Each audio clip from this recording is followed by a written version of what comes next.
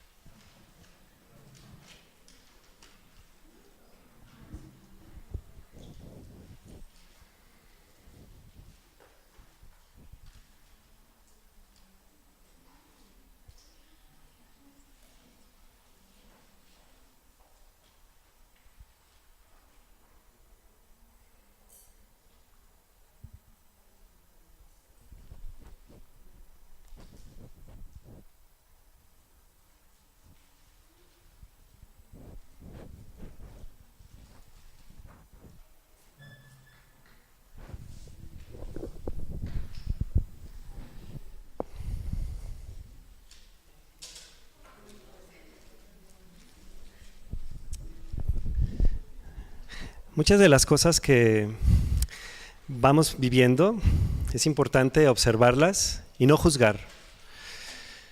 Nunca digas de esa agua no beberé, porque más tarde probablemente te dé sed por el camino.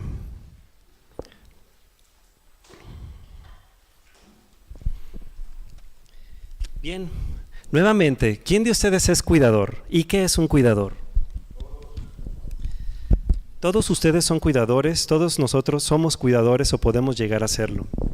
Es una persona que asiste, cuida a otra afectada de cualquier tipo de discapacidad, minusvalía o incapacidad que le dificulta o impide el desarrollo de sus actividades vitales o de sus relaciones sociales. Todos nosotros podemos llegar a ser cuidadores y podemos tener diferentes tipos de pacientes o de personas a quien cuidar. Aquellos que están muy bien, activos, haciendo ejercicio o que tienen cierta discapacidad, pero la mayoría de las veces la persona a quien cuidamos se parece a ella. Para cuidar a ella necesitas ciertos requisitos, como primero que nada tener la vocación de querer cuidar a una persona, la compasión ante otro ser humano que está debilitado. La paciencia, sobre todo, que es de las más grandes elementos necesarios. El amor por cuidar. Cuidar, de hecho, es el equivalente a la palabra amor. Tener un poco de sentido común mientras das los cuidados. Humanismo, autoridad también, porque esta persona a quien cuidas ya no es la misma de antes y requiere que le pongas a veces un poco de autoridad. Serenidad para transmitírsela. Sentido del humor y creatividad, para que tu vida no sea plana, aburrida. ¿Nos enfocamos en el cuidador o nos enfocamos en el paciente? La verdad es que nos debemos de enfocar en los dos. Es una dupla, la llaman la díada. Una díada es un grupo social conformado por dos personas y, por ejemplo, un matrimonio es una díada. Por ejemplo, una pareja, unos amigos muy íntimos, o un cuidador con su paciente es una díada y es una relación social inestable que requiere del esfuerzo de ambos para mantenerse en equilibrio. Y nos vamos a enfocar el día de hoy a hablar de la díada. Pero a veces es tan difícil describir solo un tipo de relación Obviamente no es lo mismo cuidar al ingeniero independiente, no es lo mismo cuidar a la señora del campo, no es lo mismo cuidar a la mamá que viene de otro territorio, de otro país. Cada quien tiene su situación muy distinta. Es una relación entonces subjetiva y variable. Subjetiva quiere decir pues que no se puede definir así tal cual. Variable porque depende de muchas cosas, del lugar en donde esté la relación, del ambiente en donde se viva. Hay casas que son caóticas, hay casas que son armoniosas. Hay personas que viven en asilos bonitos, personas que viven en asilos que dan miedo. Depende mucho de los acompañantes. Si hay niños ruidosos en casa, si hay un hijo alcohólico en casa y que no lo pueden correr, si hay pues un montón de gente o están solos. Depende también del tiempo y la hora. No es lo mismo cuidar 14 horas seguidas a una persona que cuidarla 1 hora el domingo. Y depende de muchas otras circunstancias, porque no la podemos llevar bien con nuestro paciente a quien cuidamos, pero no vaya a ser que no durmió porque ya está con los pelos de punta, no vaya a ser que tiene dolor porque entonces está deprimido y de malas y no quiere comer, no vaya a ser que esté con ansiedad porque no nos deja ni siquiera ir al baño, quiere que estemos ahí pegados. La relación de la diada, la relación en el tiempo, tiene una forma más o menos que se pudiera describir. Aquí tenemos, por ejemplo, cómo tienen altibajos las relaciones entre paciente y cuidador. Y este es el continuum, ¿sí? Se puede decir que al principio les iba fatal, iban para abajo, y luego iban mejor. Toda relación en el tiempo tiene un fin, y precisamente, para bien o para mal, tiene un fin, y el fin de esta relación es la muerte de alguno de los dos. O alguna otra situación, que no sea la muerte, tal vez la mejoría. Hay ciertas trayectorias de discapacidad que debemos de reconocer en nuestros ancianos.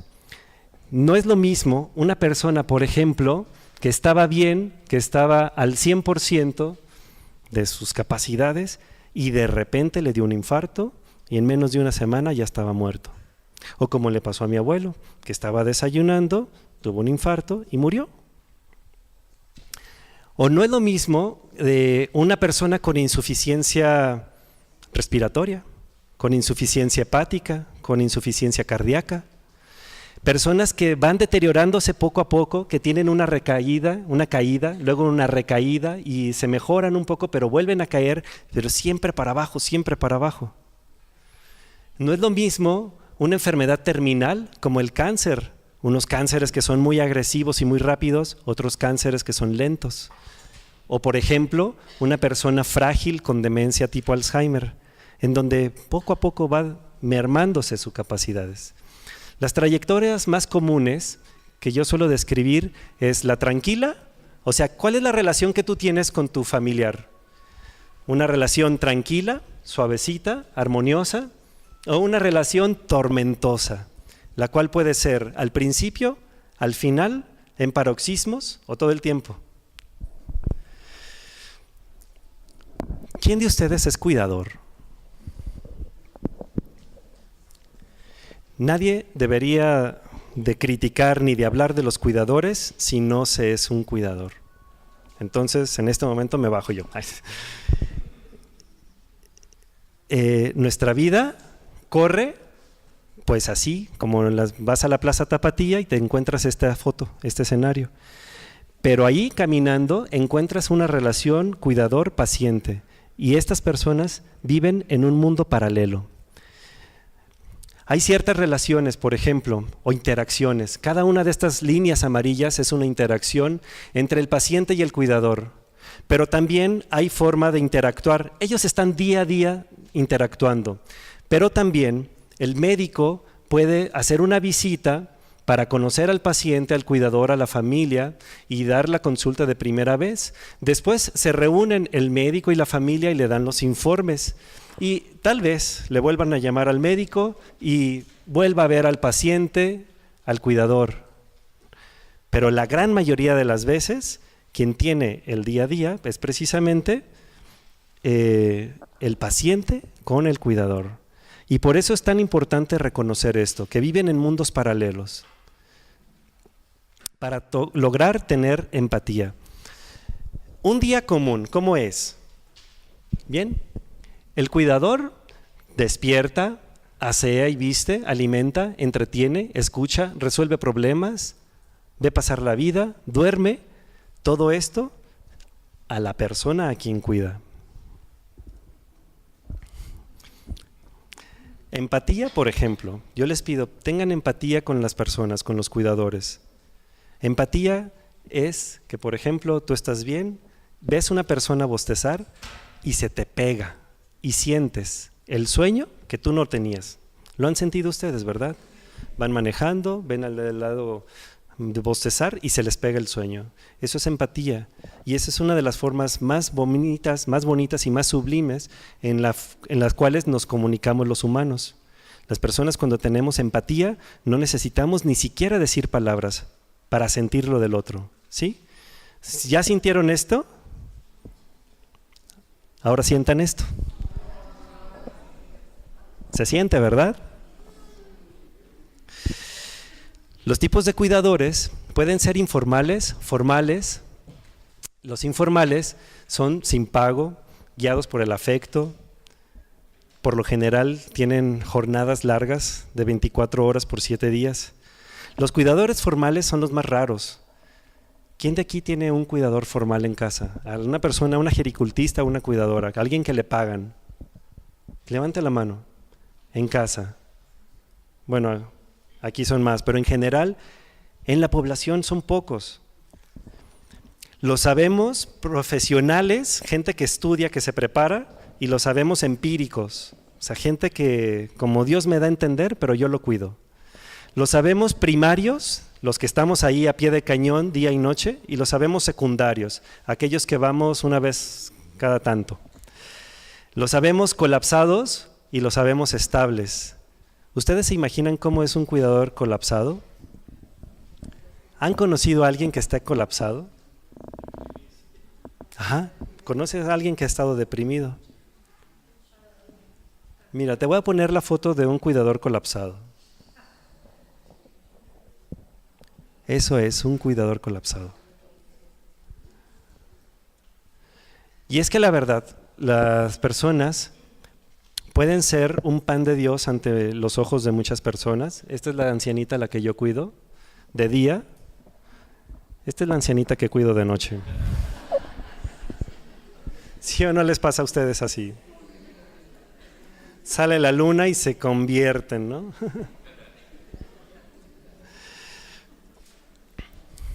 Es muy importante tener empatía, sobre todo los que vienen acompañando cuidadores. Es muy importante saber que estas personas viven en un cubo. 4 paredes, 24 horas, 7 días a la semana. ¿Cuántos años? ¿Cuántos años has cuidado a tu familiar? ¿Quién dice 3 años? ¿Quién dice 6? 5 años. ¿Quién da más? ¿Cuántos años? 20 años cuidando a tu mamá, a tus papás. Mira, así es que, en mi opinión, no hay varios tipos de cuidadores, sino el cuidador y el paciente son los únicos que hay cuando se meten adentro de ese cubo. Es decir, tú puedes visitar a tus papás o cuidarlos el fin de semana, ¿no? O cuando vienes de otra ciudad, los cuidas y en ese momento tú te conviertes en el cuidador principal. Por eso es tan importante que todos al parejo empiecen a recibir esta información. El único y verdadero cuidador que está ahí en el cubo, en un tiempo, en un lugar, en una persona, es el que está ahí adentro. Es decir, somos todos. Algo muy similar a lo que pasa con las jornadas médicas, por ejemplo. Si uno va a un hospital, bueno, los que han estado en los hospitales se darán cuenta. Si uno va a un hospital, por lo general asignan un paciente a un doctor que está de lunes a viernes. Pero ¿qué pasa si el paciente se pone mal el sábado o el domingo o el día festivo. ¿Qué pasa? No puedes decir, los médicos no podemos decir, no, espérese a que llegue su doctor. No, tienes que sacar el problema adelante. Lo mismo pasa con los cuidadores. Si te toca en domingo, tienes que sacar el problema adelante. Y realmente los problemas de los cuidadores pueden ser varios. ¿Cuáles son los problemas? ¿Qué problemas tienen ustedes? Una pregunta difícil para un público, ¿no? Para decirle en público. Cuando tienes una emergencia, ¿qué haces? ¿A dónde vas? El problema es que, uno de los problemas es que tienen jornadas muy largas, sin descansos, que te privan de la vida personal, que nadie te ayuda, hay falta de colaboración en general. El problema es que tienes una codependencia con el paciente, o sea, te maltrata, te humilla, te arrastra, te jala los cabellos, pero tú estás allí y es que es mi madre y es mi padre y no lo puedo dejar abandonado. El problema es que se van aislando socialmente los cuidadores. Tan es así que cuando alguien llega a visitar al enfermo, le dicen, ¿cómo está doña Chuyita? ¿Cómo está don Pedrito? Y no voltean a ver al cuidador. Nadie va y le dice al cuidador, ¿y tú cómo estás? ¿Tú cómo duermes? ¿Tú cómo estás descansando? Los ignoran. El problema es que hay una falta de retribución económica. Muchos cuidadores han dejado de trabajar por hacer lo que están haciendo ahora, o han dejado, pues sí, simplemente han dejado de estar en el mundo laboral. Ellas no tienen ni retiro ni tampoco indemnización. Hay una falta de capacitación y también de retroalimentación en saber cómo estoy haciendo las cosas. Oye, ¿estoy bañando bien a mi papá o no? ¿Está bien que le dé de comer a fuerzas o no? ¿Está bien que lo deje con el pañal o no? No lo sé. Y esa inseguridad, esa duda, crea pues mayor estrés. Y el problema también es que hay una crítica excesiva. Vienen los hermanos que nunca se aparecen. A ver, voy a volverlo a decir. Vienen los hermanos que nunca se aparecen.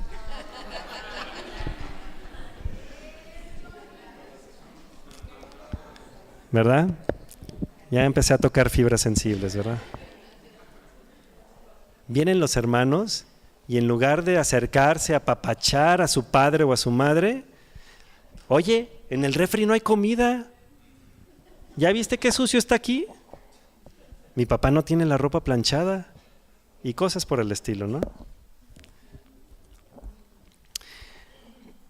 Es muy grave que el cuidador se descuide a sí mismo, porque si sabemos que